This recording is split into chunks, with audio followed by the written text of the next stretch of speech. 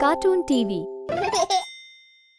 Esther फारस की रानी थी, यहाँ तक कि उसका पति राजा क्षयर्ष उसके रहस्य को नहीं जानता था। एस्तेर यहूदी थी। एस्तेर का रिश्तेदार मोर्दकै महल में कार्य करता था और उसकी देखभाल भी करता था।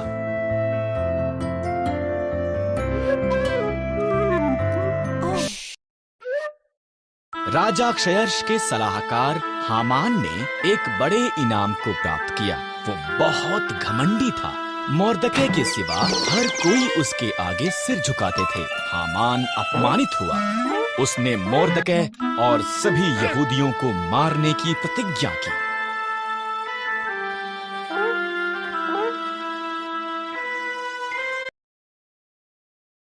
हामान ने क्षयर्ष को बताया कि यहूदी खतरनाक थे और उन्हें मारना चाहिए। क्षयर्ष सहमत हो गया और उन्हें मारने की एक योजना बनाई।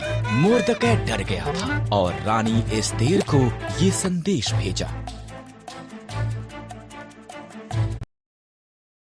राजा के मन को बदल।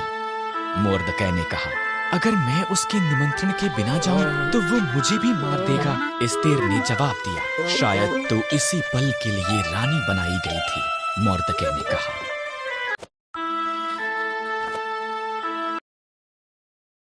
एस्तेर साहस के साथ ये प्रयास करने के लिए सहमत हुई। वो सिंहासन के कमरे में गई।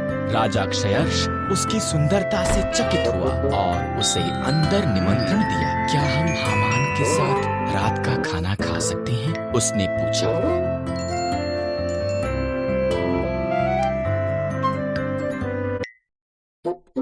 हामान उसके पिछले आंगन में एक बड़े खंभे का निर्माण कर रहा था। उसने इस पर मोर्दकै को मारने की योजना बनाई थी। तब राजा का निमंत्रण आया, इसलिए हामान रात के खाने के लिए महल में गया।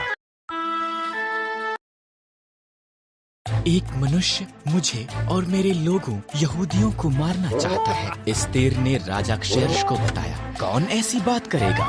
उसने पूछा। दुष्ट हामान। एस्तेर रोई। हामान, सिपाहियों, उसे मार दो।